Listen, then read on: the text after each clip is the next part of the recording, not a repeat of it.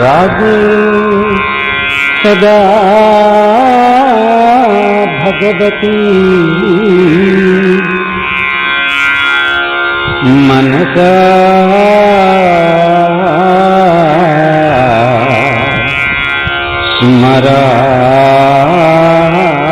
स्मरामि।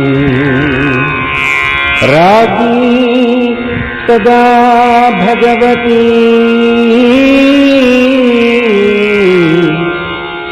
वचसा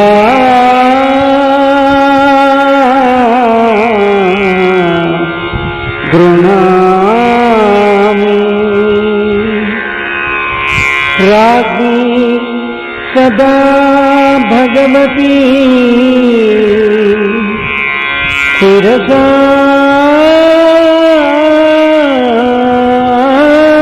नमामि। रागी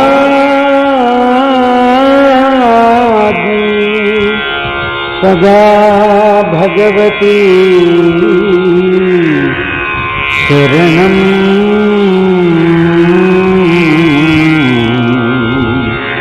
प्रपद्ये।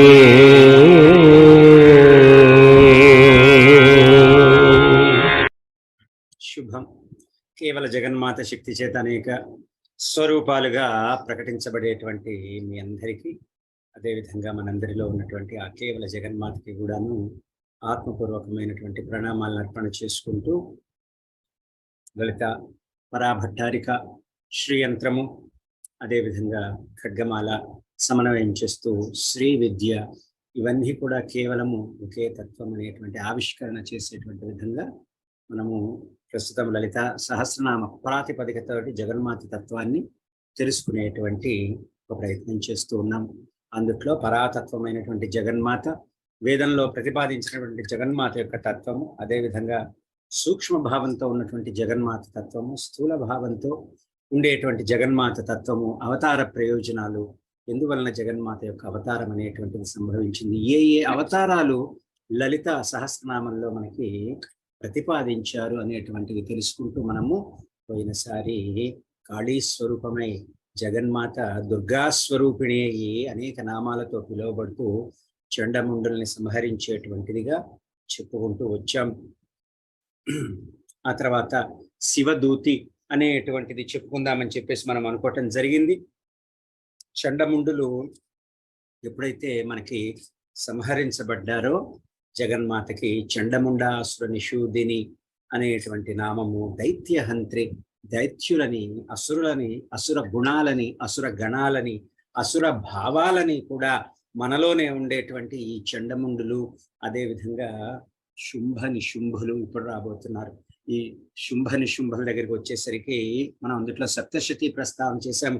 సప్తశతిలో ఉన్నటువంటి చండిక వేరు, లలిత వేరు కాదు, అనేకమైనటువంటి అంశాలతో ఉద్భవించి చిట్ట చివరికి భండుడి యొక్క సైన్యాన్ని వధింపచేసేది.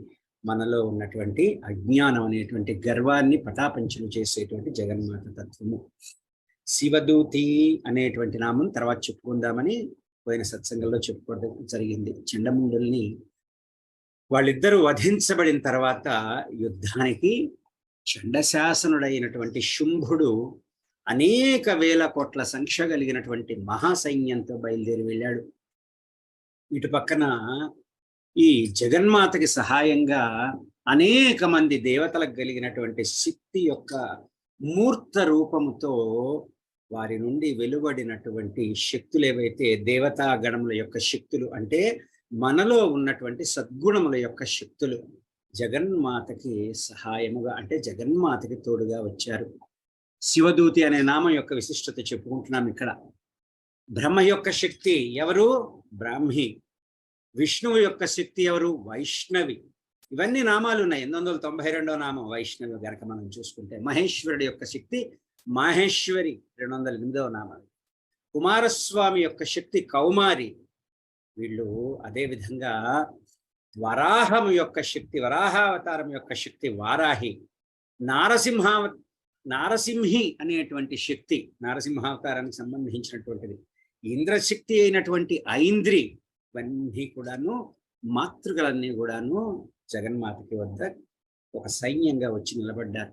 ఈ లోపల జగన్మాత శివుడి వైపు చూసి ఇట్లా చెప్తోంది. ఇక్కడ శివదూతి అనేటువంటి నామానికి విశిష్టత. ఎంతో దయగలిగినటువంటి తల్లి కదా, బిడ్డ అసురుడైనా సరే వాడిని బాగు చేయాలని ప్రయత్నిస్తుంది. ఈ లోపల శివుణ్ణి చూసి రకంగా చెప్తున్నది, ప్రభు స్వామి నీవు శుంభనిశుంభుల దగ్గరికి వెళ్ళి, అనవసరంగా నా చేతిలో చచ్చిపోతారు వాళ్ళు, వాళ్ళని చంపటం నాకు ఇష్టం లేదు, ఒక పని చెయ్యి, నువ్వు వెళ్ళి శుంభనిశుంభుల దగ్గరికి వెళ్ళి ఈ 3 లోకాలు ఏవైతే కాజేశారో వాళ్ళు అది ఇంద్రుడికి ఇచ్చేసేయమని చెప్పు. హవిర్భాగాలు వాళ్ళు ఏవైతే దొంగిలించారో అవి దేవతలకు ఇచ్చేసేయమని చెప్పు. వాళ్ళకి బతకాలనేటువంటి ఆశ ఉంటే పాతాళానికి వెళ్ళి జీవించమని చెప్పు అని చెప్పి శివుణ్ణి దౌత్యానికి పంపించింది. వాళ్ళ దగ్గరికి రాయబారంగా పంపించింది. దౌత్యానికి శివుణ్ణే స్వయంగా వినియోగించింది కాబట్టి జగన్మాత అప్పటి నుంచి శివదూతిగా ప్రఖ్యాతి వహించింది అనేటువంటిది మనకి ఇక్కడ వసిన్యాది వాగ్దేవతలు జగన్మాత యొక్క తత్వాన్ని ఇక్కడ ప్రస్తుతిస్తూ ఉన్నారు. ఇక్కడ శివుడు ఎవరు? నీ యొక్క ఆత్మశక్తి. కాబట్టి నీలో ఉన్నటువంటి ఈ పరాజ్ఞానం అంతా కూడాను దుష్టగుణాలని దూరం చేసుకోవటానికి వినియోగించటం అన్నమాట. ఆ సమయంలో ఈ దైత్యులు అనేటివి ఎవరైతే ఉన్నారో వీళ్ళు శుంభనిశుంభులు శివుడి రాయబారానికి ఒప్పుకోకుండా యుద్ధం చెయ్యటానికి సిద్ధపడి ఎక్కడికి వచ్చారు? కాత్యాయని దగ్గరికి వచ్చారు. చూడండి, అనేక నామాలు మనం చెప్పుకుంటూ ఉంటాం కదా, అనేక సందర్భాలలో మనం చెప్పుకుంటుంటాం. నీవే ఒకే ఒక శక్తి అయినటువంటి నీవు అనేక మందికి నీ యొక్క విద్యుక్త ధర్మాలు నిర్వహించేటప్పుడు అనేక రకాలుగా గోచరిస్తూ ఉంటావు. అనేక భావాలతో నిన్ను చూస్తూ ఉంటారు. బిడ్డలు తల్లిగా ఉన్నప్పుడు ఒక భావంతో, భర్త భార్యగా ఉన్నప్పుడు ఒక భావంతో, తల్లిదండ్రులు బిడ్డగా ఉన్నటువంటి ఒక భావంతో, అలా అనమాట. ఇక్కడ కాత్యాయని దగ్గరికి వచ్చారు. 556వ నామం ఇక్కడ చూడండి. జగన్మాత యొక్క సమగ్ర స్వరూపం, అవతార ప్రయోజనం ఎట్లా జరుగుతూ ఉన్నది. అజ్ఞానం అనేటువంటిది కర్మలని తీసే విధంగా జగన్మాత శక్తిని మనం లలితా సహస్రనామం చేసుకునేటప్పుడు చెయ్యాలి. మనం ఏదో బాగా చదివేస్తున్నాము, గొప్పగా చదువుతాము, ఎంత బాగా చదివామో కదా అని కాదు. అక్కడ ముఖ్యమైనటువంటి ప్రశ్న, అలా చదవలసిందే, దోషరహితంగా చదవాలి. అలా దోషరహితంగా ఎప్పుడు చదవగలము? జగన్మాత పట్ల భక్తి శ్రద్ధ ఉంటే జగన్మాతే చదివిస్తుంది. చదివేది కూడా జగన్మాతే.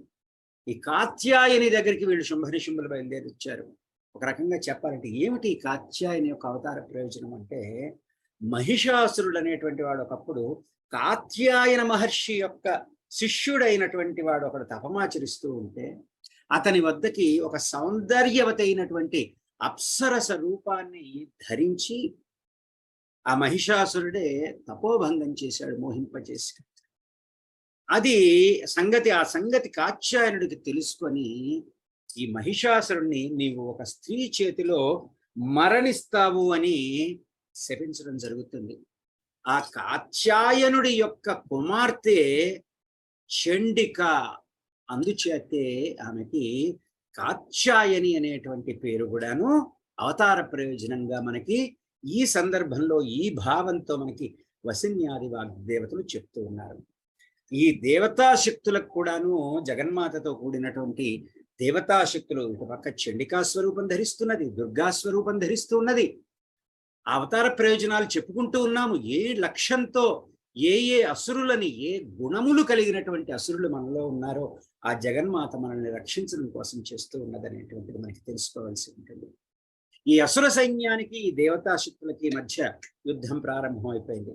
సప్తమాతృకలు కూడా విజృంభించి ఈ అసుర గణ సైన్యాన్నంతా కూడా నాశనం చేయటం ప్రారంభించేసి, ఈ లోపల రక్తబీజుడు అనేటువంటి వాడు యుద్ధరంగానికి వచ్చాడు. అతడికి ఉన్నటువంటి ఆ రక్తబీజుడికి ఉన్నటువంటి వరం ఏమిటి అంటే, ఆ రక్తబీజుడి యొక్క ఒక్క రక్త బిందువు భూమిపై పడితే మరి ఒక రక్తబీజుడు ఆ రక్త బిందువు నుంచి కూడా ఉద్భవిస్తూ ఉండటం అన్నమాట. అలా ఆ రక్తబీజుడి రక్తం నుంచి పుట్టినటువంటి అనేక వేల మంది రక్తబీజులనేటువంటి అసురులు, వాటి ఆ అసురత్వంతో జగత్తంతా కూడా నిండిపోవటం ప్రారంభించింది. ఎందుకు? ఆ రక్తం అనేటువంటిది కింద పడితే, ఒక్క రక్త బిందువు కింద పడితే మరి ఒక రక్తబీజుడు పుట్టుకొస్తూ ఉన్నాడు. చూడండి మనం ఎంత జాగ్రత్తగా ఉండాలో మన జీవితాల్లో. ఒక చిన్న ఆలోచన అనేది పుట్టుకురావటం ప్రారంభించిందంటే అనేకమైనటువంటి కర్మలకి దారి తీసేటువంటి ప్రమాదము, అసురత్వాన్ని పెంపొందించేటువంటి ప్రమాదం అనేటువంటిది ఉండిపోతూ ఉంటుంది. ఒక పక్కన ఈ మాతృకలందరూ కూడా పుట్టినవాడిని పుట్టినట్టుగా సంహరిస్తూనే ఉన్నారు. కానీ మళ్ళీ ఆ రక్తం అనేటువంటిది నేలరాలి మళ్ళీ అంతంత మందిగా, అంతకు మిక్కిలిగా కూడాను తిరిగి రక్తబీజులు అనేటువంటి వాళ్ళు జన్మిస్తూనే ఉన్నారు. అప్పుడు దేవి చాముండని చెప్పింది పిలిచి, నీ యొక్క నోటిని విస్తారంగా తెరు, రక్తబీజుడి యొక్క రక్తాన్ని అతని నుండి పుట్టుకొని వచ్చేటువంటి అసురులని కూడాను మింగివెయ్యి అని చెప్పి చెప్పింది జగన్మాత. కాళీ స్వరూపమైనటువంటి చండిక, ఇందా చెప్పుకున్నాం కదా, కాత్యాయనుడి కుమార్తెని చండిక, అందువలన కాత్యాయనుడు కుమార్తె కాబట్టి కాత్యాయనుడు కూడా చెప్పబడుతూ ఉంటుంది. జనకుడి కుమార్తె జానకి అయినట్టుగా అలా ఈ కాళీ రక్తబీజుడి నెత్తుటిని నేల పడకుండా తన నాలుకని తెరిచి, కాళీ స్వరూపం తెలుసు కదా మనకి, తాగివేస్తూ ఉన్నది. అటువంటి సమయంలో వాడు, ఆ రక్తబీజుడు అనేటువంటి వాడు రక్తహీనుడైపోయి భూమిపై కూలిపోయాడు. ఆ తర్వాత జగన్మాత శుంభ నిశుంభుల్ని కూడాను సంహరించి లోకాలకి శాంతిని ప్రసాదించింది. జగత్తునంతా కూడాను అసురగణాల నుంచి కాపాడింది. అందువలన 96వ నామంలో జగన్మాత దైత్యశమని అని ప్రస్తుతించబడింది. అదేవిధంగా చతురంగ బలేశ్వరిని 691వ నామం అనుకుంటా, ఆ నామంలో ప్రస్తుతించబడింది. మహిషాసురుడు, భండాసురుడు, మధు కైటభ శుంభ నిశుంభులు అనేక మంది దైత్యులు, మనలోనే ఉన్నటువంటి కామ క్రోధ లోభ మోహ మదమాత్సర్యాదులు అనబడేటువంటి అనేక మంది దైత్యులందరినీ కూడా సంహారము చేసి రథ గజ తురగ ఇటువంటి ఈ సైన్యానికంతా కూడా 4 విధాల సైన్యాలు ఏమిటి? రథ గజ తురగ పదాదులు అంటే పద సైన్యం అనేటువంటిది. సైన్యములతో జగన్మాత ఈశ్వరిగా ఉండింది. బృహత్సేన అనేటువంటి నామంతో ప్రస్తుతించబడింది. 679వ నామం అపారమైనటువంటి సైన్యము కలిగినటువంటిది. బయట జరిగేటువంటి యుద్ధం కాదు ఇది, మనలో జరిగేటువంటి యుద్ధమే. జగన్మాతని మనం ఆశ్రయించినప్పుడు అపారమైనటువంటి సైన్యము కలిగినదై మనలోనే ఉన్నటువంటి భండాసురుడు, మధుకైటభులు, శుంభ నిశుంభులు అందరినీ కూడాను మహిషాసురుడితో సహా నాశనం చేసేటువంటి ఈ మహిషాసుర మర్దిని స్వరూపమైనటువంటి జగన్మాత దైత్యశమని మనలో ఉన్నటువంటి రాక్షసత్వాన్ని తీసి పారవేస్తుంది. అయగిరి నందిని నందిత మేదిని విశ్వ వినోదిని నందినుతే గిరివర వింధ్య శిరోధిని వాసిని విష్ణు విలాసిని జిష్ణునుతే భగవతి హేషితి కంఠ కుటుంబిని భూరి కుటుంబిని భూరి కృతే జయ జయ హే మహిషాసురమర్దిని రమ్యకపర్దిని శైలసుతే సురవరవర్షిణి దుర్ధరధర్షిణి దుర్ముఖవర్షిణి హర్షరతే త్రిభువన పోషిణి శంకరతోషిణి కల్మషమోషిణి ఘోరరతే ధనుజ నిరోషిణి దితిసుతరోషిణి దుర్మదశోషిణి సింధుసుతే జయ జయ హే మహిషాసురమర్దిని రమ్యకపర్దిని శైలసుతే అయి జగదంబ మదంబ కదంబ వన ప్రియవాసిని హాసరతే శిఖరి శిరోమణి తుంగ హిమాలయ శృంగ నిజాలయ మధ్యగతే మధుమధురే మధుకైటభగంజిని కైటభంజిని రాసరతే జయ జయ హే మహిషాసురమర్దిని రమ్యకపర్దిని శైలసుతే ఐషత ఖండ విఖండితరుండ వితుండిత శుండ గజాధిపతే రిపు గజగండ విదారణ చండ పరాక్రమ శుండ మృగాధిపతే నిజ భుజ దండ నిపాతిత ఖండ విపాతిత ముండ భటాధిపతే జయ జయ హే మహిషాసురమర్దిని రమ్యకపర్దిని శైలసుతే ఐరణ ధర్మద శత్రువధోదిత దుర్జర నిర్జర శక్తి భృతే చతుర విచార ధురీణ మహాశివదూత కృత ప్రమదాధిపతే దురిత దురీహ దురాశయ దుర్మతి దానవదూత కృతాంతమతే జయ జయ హే మహిషాసురమర్దిని రమ్యకపర్దిని శైలసుతే. ఇలా అందరి రాక్షసులు ఈ మహిషాసురమర్దిని స్తోత్రంలో ఇప్పుడు మనం చెప్పుకున్నవన్నీ కూడాను మనకు కనిపిస్తాయి. ఇలా జగన్మాత మహాకాళీ స్వరూపంగా మనకి ఇక్కడ ప్రస్తుతించారు వసిన్యాది వాగ్దేవతలు. తర్వాత మహాకాళి, మహాలక్ష్మి, మహాసరస్వతి. ఇక్కడ సరస్వతీ స్వరూపము అమ్మని ఒక నామంలో చెప్పారు. ఇక్కడ సరస్వతి 704వ నామం. సరస్వతీదేవి నిజంగా చెప్పాలంటే శుంభ నిశుంభవధలో పాల్గొనేటువంటి శక్తుల్లో ఒకరైనటువంటి గొప్పదైనటువంటి వాంగ్మయ శక్తి, జ్ఞానశక్తి, లలితా స్వరూపమైనటువంటి జగన్మాత స్వరూపమే వాగ్భవ కూటమి. పంచదశి మంత్రంలో వస్తుంది. మనము శ్రీ విద్యలోకి వెళ్ళినప్పుడు చెప్పుకుంటాం ఇవన్నీ. మళ్ళీ ఒకసారి పైపైన సమన్వయం చేసుకుంటాం. సరస్వతి జ్ఞానముద్రా స్వరూపిణి, సర్వజ్ఞాన దృష్టులని స్రవింపచేస్తూ ఉంటుంది కాబట్టి సరస్వతి అన్నారు. సమస్త ప్రాణుల నాలుక యందు నివసించేటువంటిది, జిహ్వ యందు నివసించేటువంటిది జగన్మాత. ఎప్పుడు కూడా వాక్కులకి హేతువు అయినందువలన సరస్వతి అని మనకి వాంగ్మయము, మహర్షులు, యోగిగణాలు శ్లాఘిస్తూ ఉన్నారు జగన్మాతని సరస్వతీ స్వరూపంగా. పుణ్యాత్ముల యొక్క అఖండమైనటువంటి జ్ఞానులకి ద్వైత బుద్ధిని పోగొట్టి అద్వైత బుద్ధిని సమస్తము కూడా ఉన్నది జగన్మాతే అనేటువంటి ఆ జగన్మాతను నేనే, ఆ జగన్మాతవు నీవే, అలా సర్వము జగన్మాతే. ఇప్పుడు నేను చెప్పినటువంటి ఈ 4 స్టేట్మెంట్స్ ఏవైతే ఉన్నాయో సర్వము జగన్మాత అనబడేటువంటి గొప్పదైనటువంటి ద్వైత అజ్ఞానాన్ని నిర్మూలించి అద్వైత జ్ఞానాన్ని ప్రసాదించేటువంటిది సరస్వతి అంశ అయినటువంటి వాగ్భవ కూటమైనటువంటి లలిత యొక్క ఒక ఖండము అంశ. అది జ్ఞానుల యొక్క ఆ జ్ఞాన స్థితిలో అద్వైత బుద్ధిని ప్రసాదించి ద్వైత బుద్ధి అయినటువంటి అజ్ఞానాన్ని నివారిస్తుంది. అప్పుడు చూడండి ఒక్కసారి, ప్రజ్ఞానం బ్రహ్మ, మహావాక్యాలన్నీ కూడా వేదంలో చెప్పినటువంటి మహావాక్యాలన్నీ కూడాను మనకి సమన్వయపడిపోతున్నాయి.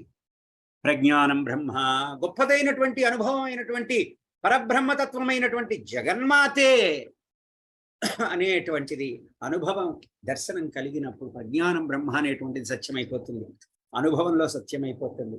అదేవిధంగా అహం బ్రహ్మాస్మి, నేను కూడా ఆ యొక్క శక్తే తల్లే. తత్వమసి, నీవు కూడా అదే, నా కంటికి కనిపించే నేను. కానీ ద్వైతంతో కనిపించేటువంటి సమస్తమైనటువంటి వస్తుజాలాలు, జీవజాలాలు, ప్రాణికోటి అంతా కూడా జగన్మాత అనేది అర్థమైపోతుంది. అయమాత్మ బ్రహ్మ, ఆ రకంగా సమస్తము కూడాను ఇది జగన్మాత యొక్క సరస్వతి అంశ అయినటువంటి రాజశ్యామల అంశ అయినటువంటి బుద్ధి స్వరూపాన్ని తీసుకుని వెళ్ళి అద్వైత జ్ఞాన ప్రసాదాన్ని చేసేటువంటిది. ఇంకా అప్పుడు ఏం కష్టం ఉంటుందండి మనకి? ఎవరికి ఉంటుంది చెప్పండి? నేనేమిటో, నేను గొప్ప, నీవు తప్పు, నేను ఒప్పు, నీవు తప్పు అనుకున్నప్పుడే కదా ఈ కష్టాలు వచ్చేది.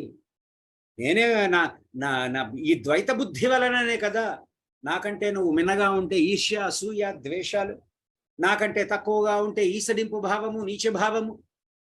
ఎవరు, నీవెవరు, వారెవరు, కనిపించేదంతా కూడాను ఆ సర్వమయి, సర్వశక్తిమయి, సర్వమంత్రమయి, సర్వతంత్రమయి, సర్వశక్తేశ్వరి అయినటువంటి జగన్మాత స్వరూపమే అనేటువంటిది సరస్వతి అని ప్రస్తుతించడంలో జగన్మాత యొక్క అనుగ్రహం అనేటువంటిది మనం ఎలా పొందవచ్చు అనేటువంటిది మనం అర్థం చేసుకోవాల్సి ఉంటుంది. అలా మనం చెయ్యాలి. లలిత చేసిన, శ్రీ విద్య చేసిన, శ్రీయంత్ర పూజలు చేసిన, ఇంకా అనేకమైనటువంటి ఇతర పూజలు చేసినా కూడా మనం ఆ రకంగా చేయాలి అనేటువంటిది సావిత్రి అని చెప్పారు. చూడండి, అనేకమైనటువంటి అవతార ప్రయోజనాలు ఇక్కడ చెప్తూ ఉన్నది. మన కోసమే, ఇదంతా మన కోసం చెప్తూ ఉన్నారు. ద్వైత బుద్ధిని కలిగి జ్ఞానహీనత్వాన్ని పొంది సమస్తము నిత్యము అనేకమైనటువంటి కష్టసుఖాలలో ఓలలాడుతూ సత్యాన్ని గ్రహించక ఎప్పుడూ కూడా ఏదో కోల్పోయిన వాళ్ళలాగా, ఎంత పొందినా ఏమీ లేని వాళ్ళలాగా మనసులో కష్టభావం పెట్టుకుని తీవ్రమైనటువంటి రాగద్వేషాలకి లోనవుతూ ఉండేటువంటిది కదా ఈ లలితా సహస్రనామాన్ని మనకి ప్రసాదించింది, శ్రీ విద్యని ప్రసాదించింది, శ్రీయంత్రాన్ని ప్రసాదించి వీటిలో ఉన్నటువంటి ఆ అంతరార్థ భావనని మనలో నింపుకొని మనము ఎప్పుడైతే ఆ జగన్మాతని ఆరాధన చేస్తామో అప్పుడు కదా జగన్మాత యొక్క కరుణ అనేటువంటిది తప్పక కలిగి తీరుతుంది. సావిత్రి అనేటువంటిది 699వ నామంలో మనకి చెప్తూ ఉన్నారు, ప్రస్తుతిస్తూ ఉన్నారు. లోక సృష్టికర్త ఎవరు? పరమశివుడు. ఆయన భార్య ఎవరు? సావిత్రి. ఏమిటి సావిత్రి అంటే అర్థము? ఓహో ఏంటండి పార్వతి అన్నారు, సావిత్రి అంటే ఇంకో ఆవిడ అనేటువంటి దృష్టి కాకూడదు. ఒకే అంశ యొక్క అనేకమైనటువంటి శక్తి స్వరూపము, శక్తి యొక్క భావజాలం ఇది. ప్రజలని సృష్టించేటువంటి వాడు కాబట్టి సవిత అని చెప్తారు. మనకి గాయత్రిలో చెప్తారు గాయత్రి సావిత్రి గురించి, ఓం భుర్భువస్సువ తత్ సవితుః వరేణ్యం సవిత అంటే అంటే ఆ సవితుడు శ్లోక సృష్టికర్త అయినటువంటి వాడు కాబట్టి సవిత అనబడతారు. అటువంటి వాడి భార్య ఎవరైతే ఉంటారో మనకి భారద్వాజ స్మృతి ప్రకారము కూడా సవితని అంటే సూర్యుణ్ణి సూర్యుడికి స్వయంగా ప్రకాశ శక్తి ఉండదు, గొప్ప శక్తి అతనికి ప్రసాదించబడింది ఒక అంశతోటి. ఆ అంశే సావిత్రి, స్రవింపచేసేటువంటిది, శక్తిని స్రవింపచేసేటువంటిది కాబట్టి సావిత్రి. లోకాలని పుట్టించడం వలన జగన్మాతే సావిత్రి అనబడుతున్నది. దేవి భాగవతంలో చెప్తారు, దేవతల చేత పూజించబడినటువంటి దేవి, వేదముల చేత యోగము చేత కూడా సాధించబడేటువంటిది భావశుద్ధ స్వరూపురాలు కాబట్టి సావిత్రి అని మనకి దేవి భాగవతంలో కూడా మనకి చెప్పారు. తర్వాత సతీ 829, దాక్షాయణి 598 చూడండి, అనేక చోట్ల ఉన్నాయి. ఇవి సమన్వయపరుచుకుంటే మనకి జగన్మాత యొక్క సమగ్ర తత్వం అనేటువంటిది మనకి అర్థమవుతుంది. దక్షయజ్ఞ వినాశిని ఇదొక నామని చెప్పారు, 600వ నామం. పాతివ్రత్యమే వ్రతముగా కలిగినటువంటిది సతి. ఎవరామె? దక్షుడి కుమార్తె. దక్షయజ్ఞ వినాశనానికి కూడా కారకురాలై. దక్షుడు ఇక్కడ కూడా అవతార ప్రయోజనమే ఇక్కడ చెప్పుకునేటువంటిది. దక్షుడు యజ్ఞాన్ని సంకల్పించుకున్నప్పుడు అల్లుడైనటువంటి వాడిని తప్ప, శివుడిని తప్ప దేవతలందరినీ కూడా ఆహ్వానించాడు. కానీ శివుణ్ణి, బిడ్డని, తన బిడ్డ అయినటువంటి సతికి కూడా చెప్పలేదు, పిలవలేదు, ఆహ్వానం పంపలేదు. కానీ పుట్టిల్లు కదా, ఆడపిల్లకి మమకారం ఉంటుంది. తల్లి ఎంత కోపం వచ్చినా తన పుట్టింటి మీద మమకారం అనేటువంటిది ఆడబిడ్డకి ఎప్పుడు కూడా పోదు. పిలవకపోయినా నా పుట్టింటికి నేను వెళ్ళటంలో తప్పే ఉంది అనేటువంటిది అనుకుని శివుడు వారిస్తున్నా కూడా వినకుండా సతీదేవి యజ్ఞానికి వెళ్ళింది. అక్కడ ఎవరు పలకరించలేదు, ఎందుకంటే ఇక్కడ దక్షుడు ప్రజాపతి, అతనికి అనుసరణలోనే ఈ సమస్త దేవతాగణాలు ఈ ప్రజాపతి సమక్షంలో నడుస్తున్నారు. అప్పుడు దక్షుడికి కోపం వచ్చింది, ఎందుకంటే ముందు శివుడి చేత అవమానించబడ్డాడు. దక్షుడు అవమానించబడినట్టుగా భావించాడు, అవమానించలేదు శివుడేను. సరే, దాని సంగతి తర్వాత చూద్దాం. ఇప్పుడు దక్షుడి కోపం వచ్చింది, ఏమన్నా అల్లుడు కూడా వెనకాల వచ్చాడేమో. అల్లుడి మీద కోపం వచ్చేసరికి పిల్ల మీద కూడా కోపం వచ్చేసింది. ఎందుకు అలా ఉంటుంది ఒక్కొక్కళ్ళ ప్రవర్తన. మా అజ్ఞానంలో ఉన్నవాళ్ళు నాకు శత్రువు అయితే ఆ శత్రువుకి మిత్రుడు కూడా శత్రువుగా పరిగణిస్తూ ఉంటాము కదా. చూడండి ఎంత అమాయకత్వం. అప్పుడు అడిగాడు దక్షుడు, పిల్లవని పేరంటానికి ఎందుకు వచ్చావు నువ్వు అని చెప్పి చాలా నింద చేయటం ప్రారంభించాడు. అంతేకాకుండా తన భర్త అయినటువంటి శంకరుణ్ణి సైతం కూడా దుర్భాషలాడేశాడు. అక్కడికక్కడ సతీదేవి నన్నేమన్నా అంటే పర్వాలేదు కానీ నా భర్తని అన్నందువలన నాకు చాలా దుఃఖపూరితురాలైపోయి సతీదేవి యోగాగ్ని చేత అక్కడికక్కడే శరీరాన్ని పరిత్యజించింది. దక్షయజ్ఞ వినాశిని ఈ అవతార ప్రయోజనం తెలుసుకుంటుంది. సతీదేవి యొక్క శరీర త్యాగాన్ని తెలుసుకున్నటువంటి రుద్రస్వరూపుడైనటువంటి పరమశివుడు తన జటని తీసుకొని నేలకేసి కొట్టాడు. అందులో నుంచి వీరభద్రుడు ఉద్భవించాడు. అతడు వెళ్ళి దక్షయజ్ఞ వాటికనంతా కూడా ధ్వంసం చేసి పడేశాడు. అక్కడున్న వారంతా కూడా భయభ్రాంతులైపోయారు. వారందరినీ కూడా ఈ వీరభద్రుడు చిత్రహింసలు పెట్టాడు, యజ్ఞం ధ్వంసం చేసి పడేశాడు. ఫలాపేక్షతో చేసేటువంటి యజ్ఞములు, ఇతరులని అవమానించుటకు చేసేటువంటి కర్మలు ఎప్పుడు కూడా ఈ విధంగానే విధ్వంసం అవుతాయి. గుర్తుపెట్టుకోవాల్సిన మన ముఖ్యమైనటువంటి విషయం వీటిల్లో ఉండేటువంటిది. ప్రతిదీ మనకు అన్వయం చేసుకోవాలి. మనకేవో పౌరాణిక గాథలు సినిమాల్లో ఫ్యాన్సీ లాగా మనం ఆలోచించి ఆహావోహ అనుకొని మన జీవితంలో మార్పు తెచ్చుకోకపోతే దానివల్ల ప్రయోజనం లేదు. మనము ఏ పుణ్యకార్యాలకు వెళ్ళినా, ఏ దేవాలయాలకు వెళ్ళినా, ఏ తీర్థయాత్రలకు వెళ్ళినా, ఏ పూజలకు వెళ్ళినా, ఏ గురు పూజలకు వెళ్ళినా, ఏ నవరాత్రులకు వెళ్ళినా, ఎక్కడికి వెళ్ళినా మన మనస్సు అనేటువంటిది ఎంత పరిశుద్ధంగా ఉండాలి అనేటువంటిది మనం ఆలోచించాలి. ఒకరి మీద ఒకరికి ఈర్ష్యాసూయ ద్వేష భావాలు ఎప్పుడూ కూడా కలగకూడదు. దానివల్ల మనం చేసేటువంటి దానివల్ల ప్రయోజనం ఎప్పుడూ కూడా ఉండదు. అంతేకాదు ఒకరి మీద ఒకరికి ద్వేషభావము, లేకపోతే అసూయాభావము, ఈర్ష్యాభావము, లేకపోతే నేను గొప్ప అనేటువంటి ఒక గర్వభావము భండాసురుడు ఉద్భవించేస్తూ ఉంటాడు. ఆ సమయంలో మనకి తెలియకో లేకపోతే తెలిసే అవమానించేస్తూ ఉంటాం ఇతరులని. మనమేదో ప్రపంచంలో గొప్ప అనుకుంటాము. నిజంగా చూస్తే ఆ విశ్వం చివరి దగ్గరికి వెళ్ళి చూస్తే కంటికి కనిపించను కూడా కనిపించం. మనం ఈ విశ్వాన్ని చివరి దాకా ఎందుకు, విమానంలో ఒక 30,000 అడుగుల ఎత్తులు అడుగుని 30,000 ఫీట్లు ఎగురుతూ ఉంటుంది కదా ఒక స్టేజ్లో మనకి టేక్ ఆఫ్ చేసిన తర్వాత. అక్కడి నుంచి చూడండి చీమలాగా కూడా కనిపించం. మరి మనం తెలియకుండానే తెలిసి కూడా అవమానాలు చేసి మళ్ళీ సమర్థించుకుంటూ ఉంటాం ఒకళ్ళనొకళ్ళం. మరి అది తీర్థయాత్రల పేరుతో చేయటం ఎందుకు, లేకపోతే అది పూజల పేరుతోటో అర్చనల పేరుతోటో చేయటం ఎందువలన? దానివలన మనం తీర్థయాత్ర చేసినటువంటి ఫలితం దొరుకుతుందా? మనం పూజలు చేసుకునే ఫలితం దొరుకుతుందా? సహస్రనామ పారాయణ చేసేటువంటి పుణ్యం లభిస్తుందా? కనీసం జగన్మాత అనుగ్రహం కలుగుతుంది అసలు అనేటువంటిది మనం చేయాలి. కాబట్టి ఇక్కడ మనం చెప్పేది ఏమిటి? దక్షయజ్ఞ వినాశిని అంటే మనము ఫలాపేక్షతో చేసేటువంటి యజ్ఞాలు కానీ, అంటే కర్మలు కానీ, యజ్ఞం అంటే కూర్చొని మనము హోమం చేయనవసరంలా, నీవు కూర్చొని లలితా పారాయణే మహాయజ్ఞం అది. అంతేకాకుండా అటువంటి గొప్ప శుభ సందర్భాల్లో ఇతరులని ఒక దుష్టబుద్ధితోటి అవమానం చేయటం కానీ, మనలో ఉన్నటువంటి కామక్రోధ లోభ మోహ మదమాత్సర్య అసూయ రాగ ద్వేషాదులన్నిటినీ కూడా మనస్సులో పెళ్ళుబికిపోయేట్టుగా పెట్టరేగిపోయేట్టుగా ఈ రాక్షస గణం అంతా రక్తబీజుల్లాగా ఒక ఆలోచన నుంచి ఒక ఆలోచన, ఒక ఆలోచన నుంచి ఒక ఆలోచన వచ్చి కింద పడంగానే మళ్ళీ ఇంకొక అటువంటిది పుట్టుకొస్తూ అనేకమైనటువంటి రక్తబీజుళ్ళని, శుంభుల్ని, మహిషాసురుల్ని మనమే సృష్టించుకుంటూ మనము ఇక్కడ పోనీ ఏదో నిత్య జీవితంలో ఏమైనా చేసామా అంటే ఆ కర్మ కాలింది అనుకోవచ్చు. చేసేదేమో భగవంతుడి పేరు మీద, అర్థం తెలిసి చేస్తున్నామా జీవితంలో ఎప్పుడైనా? కాబట్టి ఇవి ఎప్పుడూ కూడా విధ్వంసమైపోతాయి అనేటువంటిది నామంలో చెప్తూ ఉన్నారు.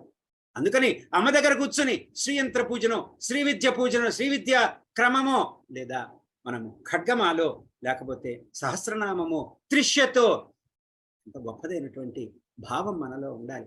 ఎవరిని చూసినా నువ్వు జగన్మాత వేట, తాత్కాలికమైనటువంటి గౌరవ మర్యాదలకు ఏదో భంగం అయిపోయినట్టుగా మనం భావన చేసి మనము ఎప్పుడు కూడా అటువంటి మాయలో పడిపోతే ఇవన్నీ చేసి ప్రయోజనం ఏముంటుంది చెప్పండి? ఇవన్నీ విని ప్రయోజనం ఏముంటుంది చెప్పండి? ఎందుకు ఇదంతా? ఎందుకు ఇదంతా? మనలో మార్పు రావాలి. మనలో సత్యం వైపు మనం తిరిగి ఎందుకు ఇటువంటివి చేసినందువలన జీవితం దుఃఖభూయిష్టం అవుతుంది. మనమంతా కూడా బాగుపడాలి, సంస్కరించబడాలి, సత్యం వైపు తిరగాలి. ఎందుకు? మన జీవితమే కాక మన చుట్టూతో ఉన్నటువంటి వారి జీవితాన్ని కూడాను జగన్మాత అనుగ్రహం, అమ్మా వారికి కష్టంగా ఉన్నదమ్మా, నాకు లేకపోయినా పర్వాలేదు నీ అనుగ్రహం వారికి కలిగించు తల్లి అనేటువంటి త్యాగబుద్ధి రావాలి. ఇతరుల కోసం సంకల్పం చేసి మనము వారు బాగుండాలని కోరుకోవాలి నిస్వార్థ బుద్ధితోటి. మళ్ళీ చేసి చూసావా నేను చేశాను నువ్వేమనుకున్నావు ఆహాహా అనుకుంటే భండుడే, అది మహిషాసురుడే, అదంతా కూడా. కాబట్టి ఇట్లా మనం ఫలాపేక్షతో చేసేటువంటి యజ్ఞాలు కానీ, ఇతరులను అవమానించేటువంటి చేయటానికి కర్మలు కానీ దక్ష యజ్ఞంలాగా విధ్వంసం అయిపోతాయి. వీరభద్రుడు పుట్టుకొచ్చేస్తాడు, నాశనం చేసి అవతల పడేస్తాడు. కాబట్టి ఇక్కడ జగన్మాత ఈ అవతారం వలన జగన్మాత దురహంకార పూరితులైనటువంటి వారు, దేవతలైనా సరే, అంటే దక్ష ప్రజాపతి సురగణంలోని వాడు, అసురుడు కాదు, వాడు దేవత అయినా సరే, ఎంతో మందికి నారదుడికి గర్వభంగం చేశారు విష్ణు పరమాత్ముడు. అదేవిధంగా అనేక గర్వభంగాలు జరిగినాయి. ఎందుకు? వీళ్ళు సంస్కరించబడాలి అనేటువంటి దృష్టి. దేవతలైనా సరే శిక్షించబడవలసినదే అని తన ఆత్మత్యాగం ద్వారానే నిరూపించింది ఇక్కడ జగన్మాత ఈ అవతార ప్రయోజనంలో. ఇవన్నీ అవతార ప్రయోజనంలో ఏమిటి? మనకి వేదం ప్రతిపాదించినటువంటి జగన్మాత యొక్క పరాస్వరూపం అనేటువంటిది అర్థం కావట్లా తేలిగ్గా. దాన్ని మన నిత్య జీవితంలో మనం అనుభవించే కష్ట నష్టాలు అనేటువంటివి ఎలా ఉంటాయి అని అవతార ప్రయోజనంగా మనకు అందించి, ఆ అవతార ప్రయోజనంలోని భావార్థాన్ని గ్రహించి జగన్మాత యొక్క పాదాలని అన్యథా శరణం నాస్తి త్వమేవ శరణం మమ, అమ్మా నయని ఎన్ని ఆలోచనలు చేస్తున్నాయి, ఎక్కడొక్కడ నాకు కష్టం కలుగుతున్నది, ఎక్కడో దోషభూయిష్టమైనటువంటి పరిస్థితులు దాపురిస్తున్నాయి, ఈ ఇచ్ఛా క్రియాశక్తి నావి అని నేను భ్రమిస్తూ ఉన్నాను, తల్లి నీవే తప్ప ఇంకేది లేదు అని అనన్యమైనటువంటి శరణాగతిని పొందుదాము అనేటువంటిది మనం తెలుసుకోవాలి. అప్పుడు జగన్మాత కరుణించి తీరుతుంది. లేకపోతే ఏముంది, ఈ కష్ట సుఖాలలో రోజులు వెళ్ళిపోతాయి, వస్తుంది ఒక రోజు వస్తుంది, పడతాం, మంచాన పడతాం. అప్పటిదాకా ఇవే పట్టుకొని కూర్చొని ఈ గర్వాలు, ఈ ఈ ఈ ఈర్ష్య అసూయ ద్వేషాలు, ఈ కామక్రోధ లోభమోహ మదమాత్సర్యాలు, తీవ్రమైన రాగద్వేషాలు, అవి ఒక్కరోజు పొమ్మంటే ఎట్లా పోతాయి? ఇవన్నీ ఇక్కడ సాధన చేయకపోతే నిత్య జీవితంలో ఇంకా అప్పుడు చేసే ఓపిక ఉండదు, చేయటానికి శరీరం సహకరించదు, లేవలేదు, చెప్పిన మాట వినరు, ఎదుర్కొండా ఉన్నవాళ్ళు. నరకం అక్కడే కనిపిస్తుంది మన జీవితంలో. కర్మ అనేటువంటిది అక్కడ అప్పుడు తెలుస్తుంది మనకి. కానీ అదే తెలుసుకునే విధానము పెద్దవాళ్ళు, గొప్పవాళ్ళు మన మన మన వంశంలో, మన సమాజంలో, మన దేశంలో, మన సంప్రదాయంలో, మన ధర్మంలో ఎంత గొప్ప విజ్ఞానాన్ని, ఆచరణయోగ్యమైనటువంటి జీవనాన్ని సఫలీకృతం చేసుకుని సత్యం వైపుకి నడిచి జీవన లక్ష్యాన్ని సిద్ధింపజేసుకునేటువంటి గొప్ప గొప్ప వాంగ్మయాన్ని ఇచ్చారు. దాన్ని కూడా మనం అనేక విమర్శ భావాలతో చూస్తున్నారు ఈ రోజున. కుర్రకారు అంతే, కొత్త తరం వాళ్ళకి మనం నేర్పించాలి. చదవకపోతే పాపం వస్తుందంటాం కాదు, ఏమిటి దీంట్లో ఉన్నటువంటి అర్థం అనేది తెలియపరచాలి.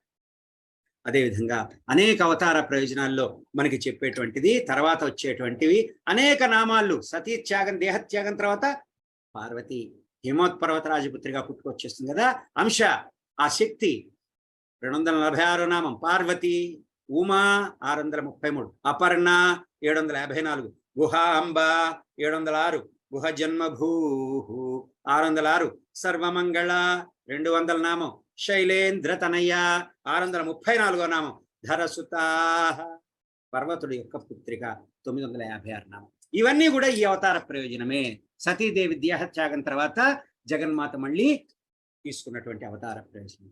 సతీదేవి శరీరత్యాగం చేసిన తర్వాత పర్వతరాజైనటువంటి హిమవంతుడికి మేనక అనేటువంటి వాళ్ళిద్దరి గర్భంలో జగన్మాత జన్మించింది. జగన్మాతే గౌరీ పార్వతి అని చక్కగా పిలువబడుతున్నది. సర్వలక్షణములు కలిగినటువంటిది జగన్మాత. సర్వమంగళ అనేటువంటి నామం ఉన్నది, సర్వమంగళములు కలిగినటువంటిది. సర్వాణి హృదయస్థాని మంగళాని శుభాని చ ఈప్సితాని దదాతీతి తేన సా సర్వమంగళ శోభనాని చ శ్రేష్ఠాని యా దేవి దదతే హరే భక్తనామారిహారిణి తేనేయం సర్వమంగళ. నీ హృదయంలో సకల శుభాలని కలిగించేది కాబట్టి జగన్మాత సర్వమంగళ. అంతే, మనం చేయవలసిందల్లా అమ్మను పట్టుకోవటం. నిలవదు కదా, మనసు నిలపాలి. ఒక్కసారి నిలిపావా సర్వమంగళ నీ హృదయంలో తిష్ట వేసి కూర్చుంటుంది. సర్వమంగళత్వాన్ని ప్రసాదిస్తుంది. నీ దుఃఖాన్ని హరించి నీకు శ్రేష్టమైనటువంటి సకల శుభాలని ఇవ్వటం చేతనే సర్వమంగళ అని ఇక్కడ జగన్మాత కొనియాడబడుతూ ఉన్నది అనేది మనం అర్థం చేసుకోవాలి. ఆమె ఈ పార్వతి అపర్ణ శివుడి గురించి తపం చేయటం ప్రారంభించింది. తల్లి మేనక, అమ్మా వద్దమ్మా, చిన్నపిల్లవి నువ్వు, ఎందుకమ్మా ఇంత తపస్సు, ఆ శివుడి కోసం అమ్మా, వద్దమ్మా ఇంత చిన్నపిల్లవని వారిస్తూ వచ్చింది.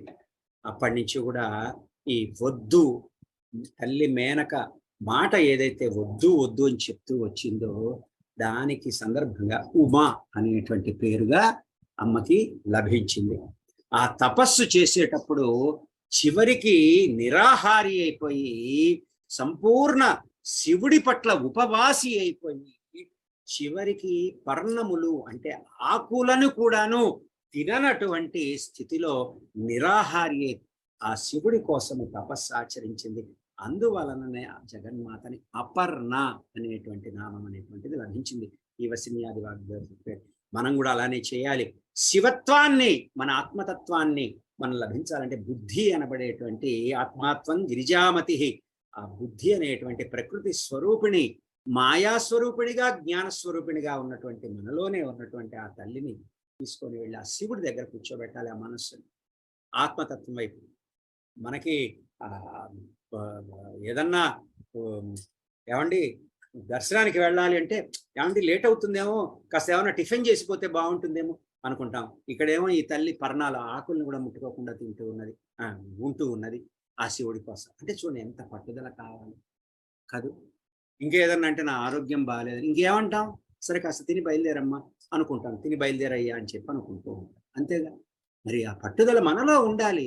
లేకపోతే నాలో లేకపోతే నాకు భగవంతుడే వచ్చి చెప్పినా, సద్గురువే వచ్చి చెప్పినా, ఏమంటే ఆ మాత్రం కాస్త తినకపోతే మా కష్టంగా ఉంటుంది కదండి, అక్కడ ఆలస్యం అయితే దేవుడి గుళ్ళో. చూడండి మాయ అనేటువంటిది. కాబట్టి అపర్ణ అయిపోయింది ఇక్కడ. పర్ణములు కూడా స్వీకరించకుండా శివుడు కూడా ఈ తన సతీదేవి గురించే తపస్సు ఆచరిస్తూ ఉన్నాడు. ఇంకా ఆయన సమాధిలో మునిగిపోయాడు సతీ వియోగం చేత. ఇప్పుడు మన్మధుడు వచ్చాడు, తపోభంగం గావించాడు, కుమార సంభవం జరగవలసి ఉన్నది ఇక్కడ.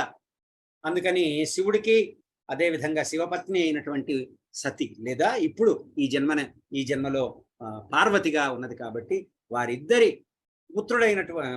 పుత్రుడైనటువంటి కుమారస్వామి చేత ఇక్కడ తారకాసురి సంహారం గావించవలసి ఉన్నది. దేవతలంతా వెళ్ళి అడిగారు మన్మధుడు అంటే మనం చెప్పుకున్నాము ఆసక్తి, అదేవిధంగా సంకల్పము, ఈ రెండు కూడా రతి మన్మధులు అనేటువంటిది మనం చెప్పుకున్నాము, అంతరార్థం అనేటువంటిది. ఇక్కడ ఈ మన్మధుడు వచ్చాడు, శివుడు తపోభంగం గావించాడు. శివుడు సతీ వియోగాన్ని భరించలేని స్థితిలో తపోభంగం కాగానే కోపం క్రుద్ధుడైపోయినాడు. ఎదురుకుండా కనిపించిన మన్మధుడిని భస్మం చేసి పడేశాడు. ఈ లోపల దేవతలందరూ కూడా ఈ శివ పార్వతులు ఇద్దరిని కూడాను వివాహం గావించారు. విషయం చెప్పి లోకకంటకుడైనటువంటి తారకాసురుని సంహరించడానికి ఒక మహావీరుడు జన్మించవలసి ఉంది. పార్వతికి పుట్టినటువంటి శివపార్వతులకు పుట్టినటువంటి కుమారుడి చేతే మరణం కలుగుతుంది అని వరం పొందున్నాడు. కాబట్టి అది సాధ్యము కాదు, సతీదేవి అక్కడ దేహత్యాగం చేసింది కాబట్టి అని వాడు అనుకుంటూ ఉన్నాడు. మనలో కూడా అటువంటి విశ్వాసాలే ఉంటాయి. నాకేమవుతుంది లేపు అన్నట్టుగా అసురుడి విశ్వాసం అట్లా ఉంటుంది, అసురత్వంతో కూడిన విశ్వాసం. అమ్మా ఏ క్షణంలో ఏం జరుగుతుందో, ఏది జరిగినా సర్వము శుభమే తల్లి అనేటువంటి దృష్టిని కలిగి ఉండరు. నాకేమవుతుంది, సతీదేవి దేహత్యాగం చేసింది, ఇంకా అయిపోయింది. శివుడి భార్యకి ఇంకా పిల్లలే పుట్టరు, భార్య లేదుగా ఇక్కడ అనేటువంటి వాడు పెట్టరేగిపోతున్నాడు. కాబట్టి ఇక్కడ షణ్ముఖుడు ప్రభవించాడు. ఆ షణ్ముఖుడిని కృత్తికా దేవతలు కాపాడారు. చివరికి గుహుడు పార్వతీ పరమేశ్వరుడు, గుహుడు అంటే ఎవరు, కుమారస్వామి, పార్వతీ పరమేశ్వరుడి చేత పుత్రుడిగా స్వీకరించబడి దేవసేనాని అయిపోయి తారకాసురుణ్ణి సంహరించాడు. అందువల్ల జగన్మాత గుహాంబా, గుహ జన్మభూ అని కూడా చెప్పబడింది. మనకి ఈ వసిన్యాది వాగ్దేవతల ద్వారా లలిత సమగ్రమైనటువంటి స్వరూపము. ఎక్కడ నువ్వు చూసినా మన నిత్య జీవితంలో కలిగేటువంటి అనేకమైనటువంటి సందర్భాలన్నీ కూడా నువ్వు చూస్తే జగన్మాత అనేక స్వరూపాలుగా మనల్ని రక్షిస్తూ ఉంటుంది. చేయవలసిందల్లా జగన్మాతని నిశ్చల తత్వంతో పట్టుకోవటమే.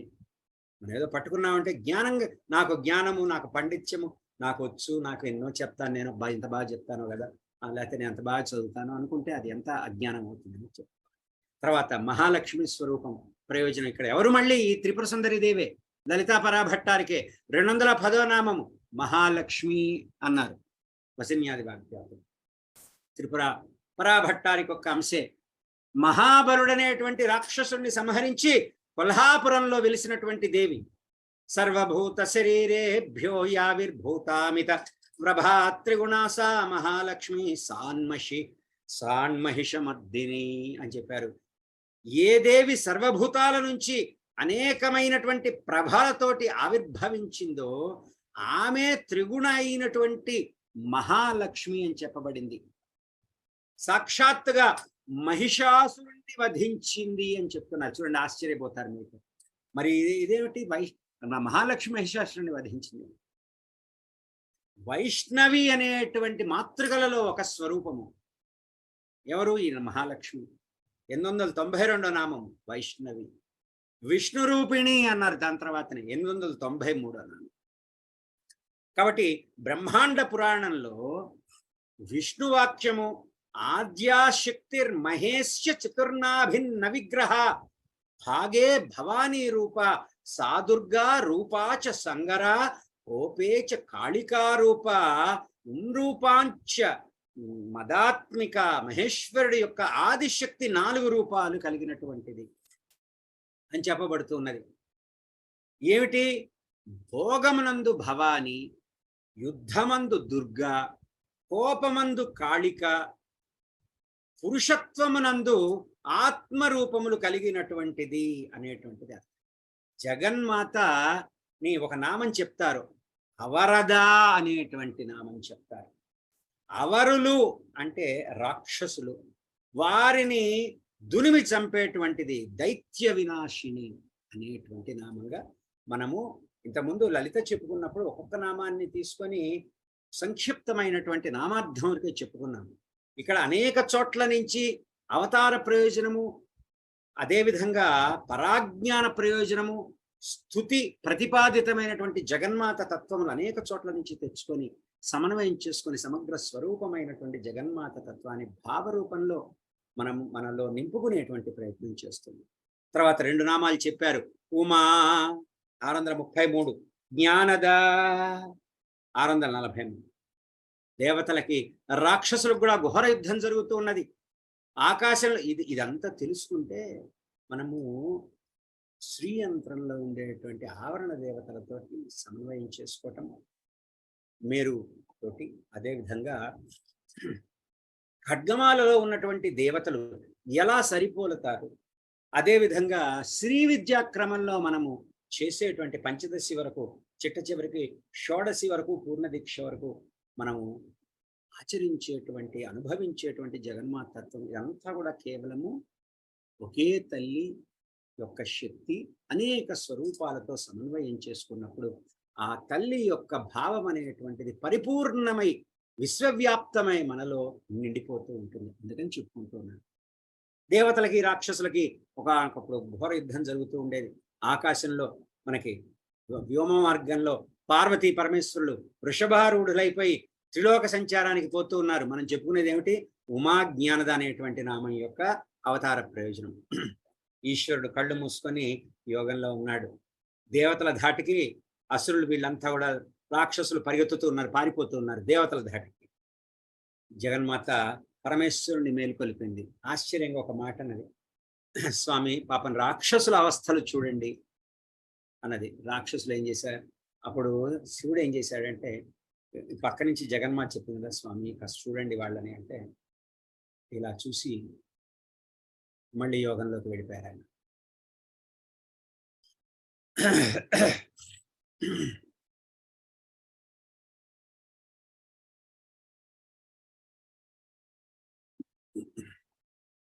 అట్లా పారిపోయే రాక్షసుని అలా చూసి మళ్ళీ యోగం కళ్ళు మూసుకొని యోగ నిద్రలోకి వెళ్ళిపోయారు.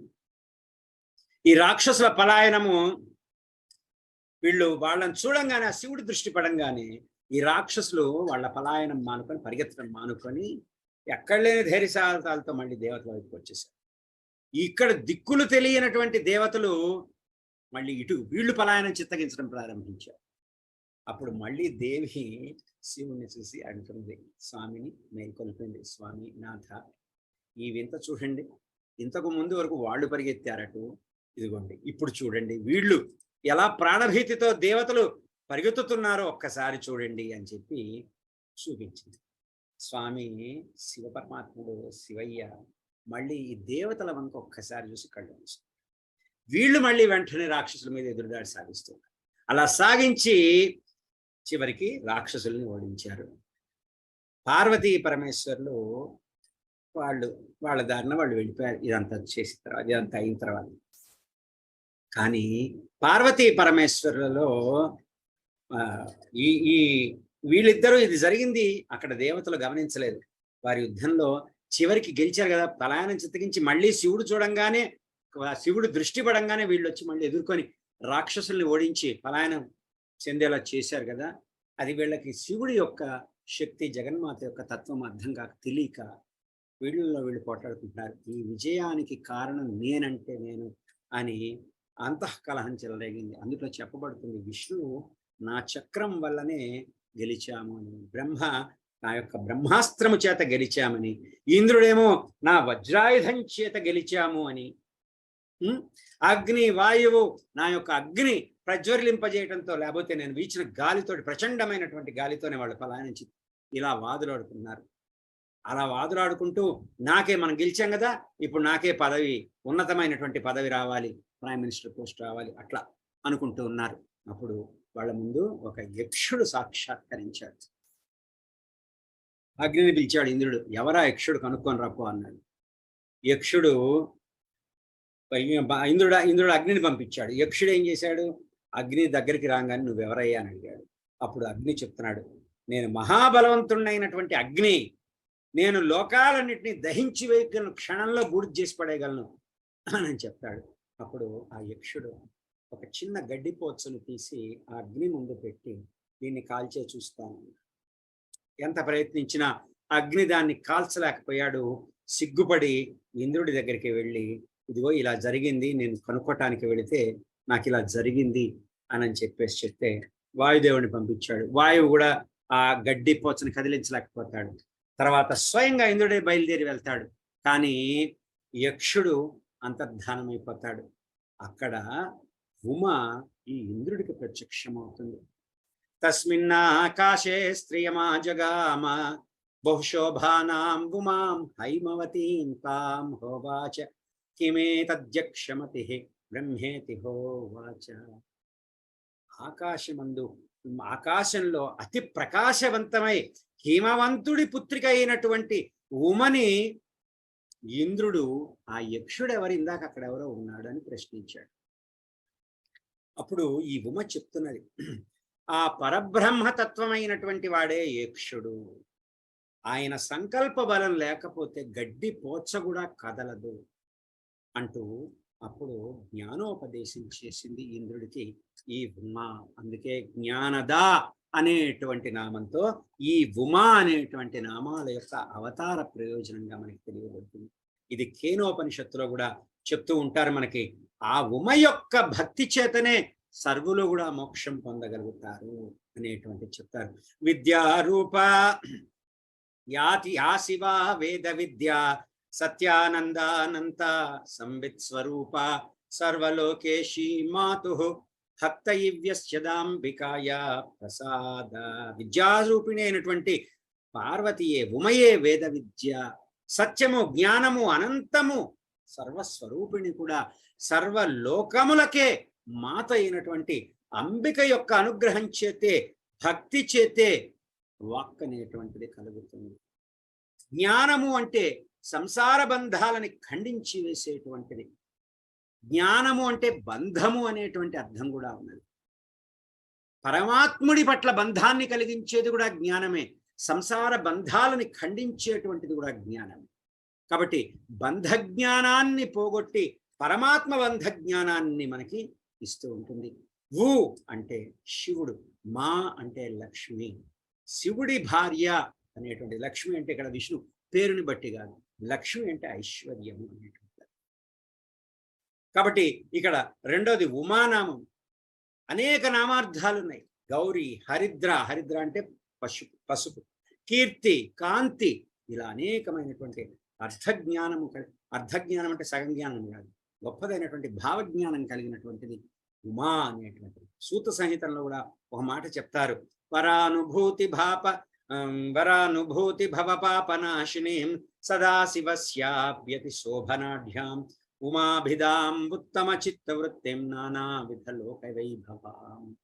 పరానుభూతి, వరానుభూతి, సంసార పాశాలు తొలగించేటువంటిది, సదాశివుడి కంటే మించినటువంటి శోభ సంపద కలిగినటువంటి, ఉమాను పేరు కలిగినటువంటి, అనేక విధములై లోక వైభవము కలిగినటువంటి ఉత్తమ చిత్త వృత్తి ఏదైతే ఉందో దానికి మొక్కుతాను, అటువంటిది ఉమా అని చెప్తారు. విష్ణు, శివ, బ్రహ్మవాచకాలైనటువంటి అకార ఉకార మకారాలు అంటే ప్రణవము, ఆ ఉమా జాగ్రత్త గమనిస్తే ఇటువంటి కూడినటువంటి ఈ అకార ఉకార మకారాలతో కూడినటువంటి త్రిమూర్త్యాత్మకమైనటువంటి ప్రణవస్వరూపిణి. అకారం ఉకారం మకారం తురీయం సదానాద బిందు కళాతీత పూర్ణం.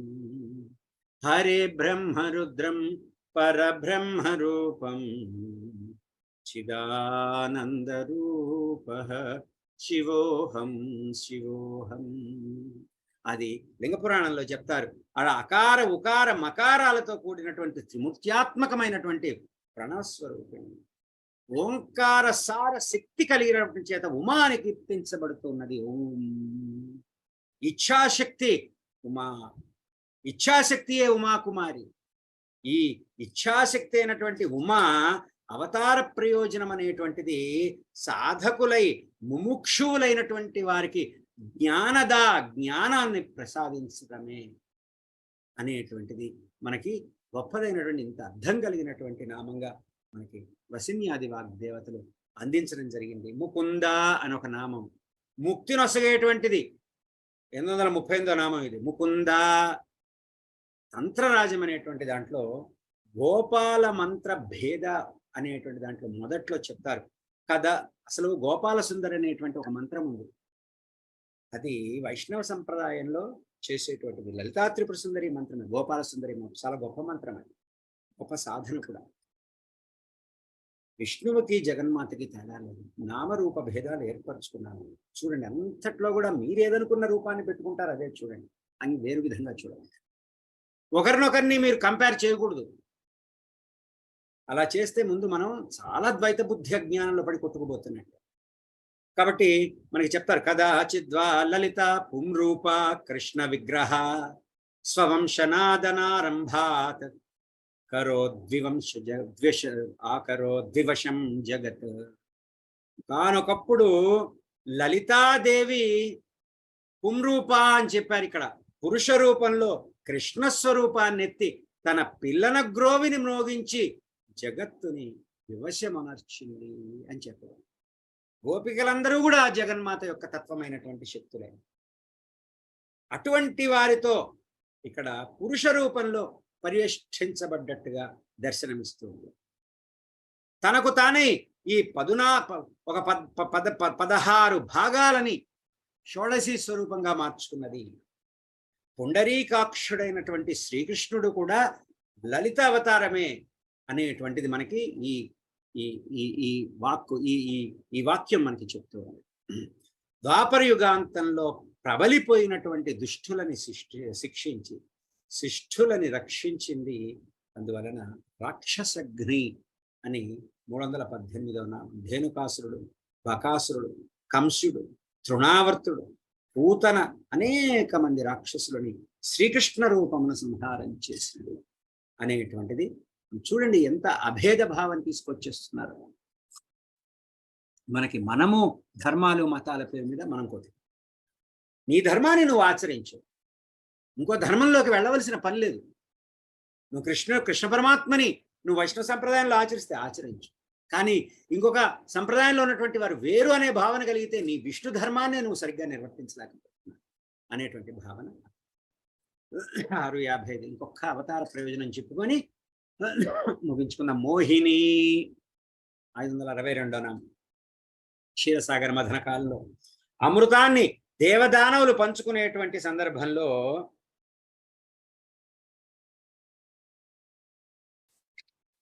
విష్ణు రూపధారి జగన్మాతే మోహిని అవతారం ఎత్తింది. ఆ తల్లి విష్ణు స్వరూపంలో పురుష రూపంలో ఉన్నటువంటి ఈ శక్తి మోహిని రూపం దాల్చటానికి, అంత అద్భుత సౌందర్యం కలగటానికి ఇక్కడ పరాభట్టారిక యొక్క శక్తి ప్రభావమే. ఆ జగన్మోహనాకారాన్ని చూసినటువంటి దైత్యులు వివశులైపోయి కూర్చున్నారు. ఈ దేవి స్వరూపమైనటువంటి ఈ మోహిని స్వరూపము అమృతాన్ని దేవతలకి మాత్రం మనకందరికీ తెలిసిందే పంచిచ్చి అదృశ్యురాలైంది. అందరినీ మోహింపజేయగలిగినటువంటి శక్తి ధ్యాన సంపద చేత మాత్రము పొందదగినటువంటి రూపము కలిగినటువంటిది. అద్భుతమైనటువంటి ఆ రూపాన్ని చూసి శివుడు కూడా చరించాడు తన భర్తే అనేది మనకి తెలిసిన కథే. దాని తర్వాత హరిహరపుత్ర జననం అనేటువంటిది ఎలా వచ్చింది, సాక్షాత్తు ధర్మశాస్త్ర వారి అవతార ప్రయోజనం ఎలా వచ్చింది, అది వేరే సందర్భం.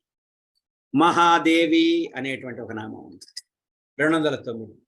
గొప్పదైనటువంటి తల్లి, ఏ కొలతలకి కూడా అందనటువంటిది. మహాపూజ గొప్పది. మహాదేవుడు సకల సౌమ్య వస్తువులకి ప్రతీక అయినటువంటి దైవస్వరూపం. అదేవిధంగా ఇక్కడ వాగ్దేవతలు ఎలా చెప్తున్నారంటే, దీన్ని ఎలా చెప్తే మనకి తేలిగ్గా ఉంటుంది. సకల సౌమ్య వస్తువులకి, సత్వగుణాలకన్నిటికి కూడా మహాదేవుడు అనేటువంటి వాడు అంటే శివుడే సంకేతించేటువంటి వాడి దేవుడు. శివుడి యొక్క అష్టమ శరీరము చంద్రుడు అని చెప్పబడుతుంది. ఈ చంద్రాత్మకమైనటువంటి శివుడి యొక్క భార్యే రోహిణి అనేటువంటిది మనం గుర్తుపెట్టుకోవాలి. అంటే ఇక్కడ శివుడి భార్య అని కాదు, శివుడి యొక్క శరీరాంశ అయినటువంటి చంద్రుడి భార్య రోహిణి. తద్వారా ఇక్కడ మహాదేవుడి యొక్క తత్వమైనటువంటి చంద్రుడి యొక్క భార్య రోహిణి అవుతుంది. అలా మహాదేవుడి భార్య యొక్క అంశం. భార్య అంటే ఈ లౌకిక బంధాలతో కూడి శారీరకమైనటువంటి భార్యాభర్తల బంధం కాదు, భావబంధం. కాబట్టి ఈ శివభక్తులైనటువంటి వారికి నామ రూప గుణములకి సంబంధించి అధిష్టాన సామ్యాలు కలిగినటువంటి, మన సౌందర్యలహరిలో చెప్పుకున్నాం పంచవిధ సామ్యాలు అనేవి. కాబట్టి వీళ్ళిద్దరికీ కూడాను భేదం అనేటువంటిది లేదు అనేటువంటిది మనకి, ఈ మహాదేవికి మహాదేవుడికి మధ్య భేదము లేదనేటువంటిది వాగ్దేవతలు మనకి ఇక్కడ చెప్తూ ఉన్నారు ఈ అవతార ప్రయోజనంలో కూడా. మహాదేవి అనేటువంటి నామంలో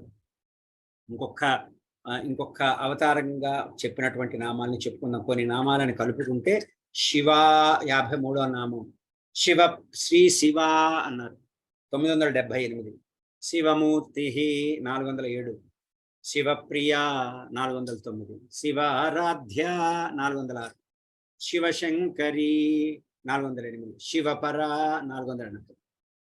ఈ నామాలన్నిటినీ జాగ్రత్తగా మనం క్రోడీకరిస్తే, మనం శివ అనేటువంటి దాన్ని మొదట్లో చెప్పుకున్నాం జాగ్రత్తగా. మళ్ళీ ఈ శివ అనేటువంటి నామము శ్రీచక్ర వర్ణనలోకి వెళ్ళినప్పుడు చెప్పుకుందాము, అప్పుడు నేను మళ్ళీ చెప్పుకుందాము. కాబట్టి ఇక్కడ శివమూర్తి అన్నారు అంటే 407లో శివుడి యొక్క సాక్షాత్తు శివుడే స్వరూపంగా కలిగినటువంటిది ఈ తల్లి. శివశంకరి, శివశంకరి. ఆ జగన్మాతని ఆరాధించేటువంటి భక్తుడు శివుడిగానే చేసేసి మండలాల్ని చేకూర్చేటువంటిది. అంతేకాదు ఆమె జగన్మాత శివపర 410వ నామం, స్వాధీన వల్లభ 54లో శివ స్వాధీన వల్లభ. ఈ రెండు వేర్వేరు. స్వాధీన వల్లభ, వల్లభుడి స్వాధీనం తెచ్చుకున్నటువంటిది. అందువల్ల ఆ శివుడు ఈ శక్తికి అధీనమైనటువంటి వాడు. ఈ భక్తులైనటువంటి నిన్ను ఈ తల్లి, ఈ శివుడు ఎవరో చూపిస్తుంది. అందుకే సాక్షాత్తు గురువు అనేటువంటి వాడు జగన్మాతతో సమానమని చెప్తాం శ్రీ విద్యాక్రమంలో. శివతత్వాన్ని అందించేటువంటి తల్లి అనేటువంటిది మనకి ఇక్కడ అర్థం. అంతేకాదు ఈ జగన్మాత శాంభవి 122వ శంభుడి యొక్క భార్య. యోగ శాస్త్రంలో జాగ్రత్తగా గమనిస్తే శాంభవి ముద్ర శక్తి ఈ తత్వమే, జగన్మాత యొక్క శక్తి. దీక్షలు మొత్తం 3 విధాలుగా మనకి చెప్తారు. ఒకటి శక్తి దీక్ష, 2 శాంభవి దీక్ష, 3వది మాంత్రి దీక్ష అనేటువంటి. అందుట్లో శాంభవి దీక్షా స్వరూపిణి అనేటువంటిది మనకి అర్థం అవుతుంది. శర్వాణి 124వ నామం. శర్వుడు అష్టమూర్తులలో భూరూపంగా ఉన్నటువంటి శివుడు. ఆ శర్వుడి భార్య సుకేషిని, వారి కుమారుడు అంగారకుడు అని లింగ పురాణం చెప్తుంది. శాంకరి సుఖాలని శుభాలని కలిగించేటువంటి వాడు శంకరుడు. అటువంటి శంకరుడి భార్య శాంకరి.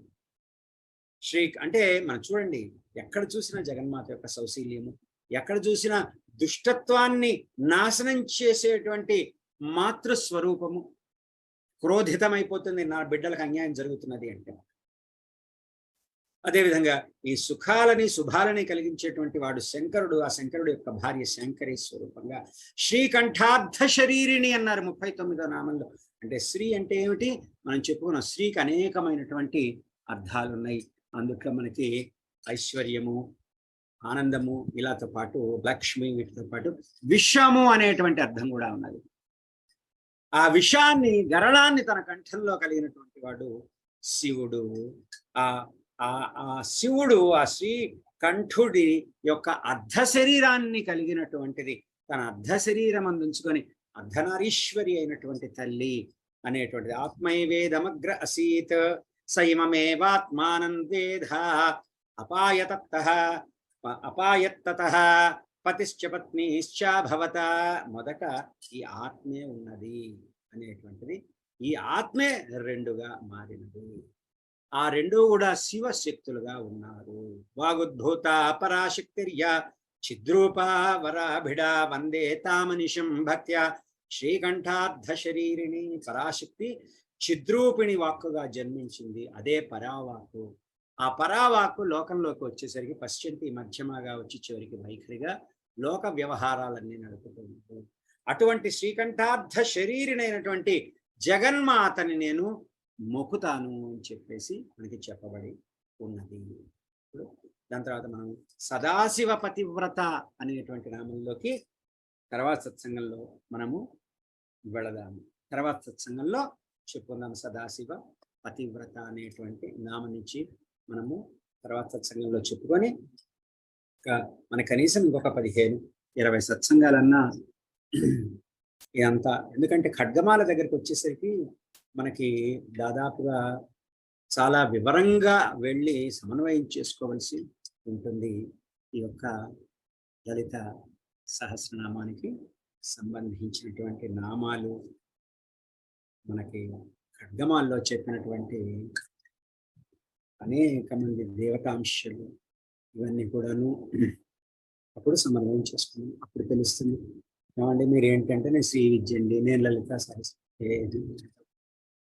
అమ్మ అంటే చాలు అనేటువంటిది లోతుగా అర్థం అవుతుంది.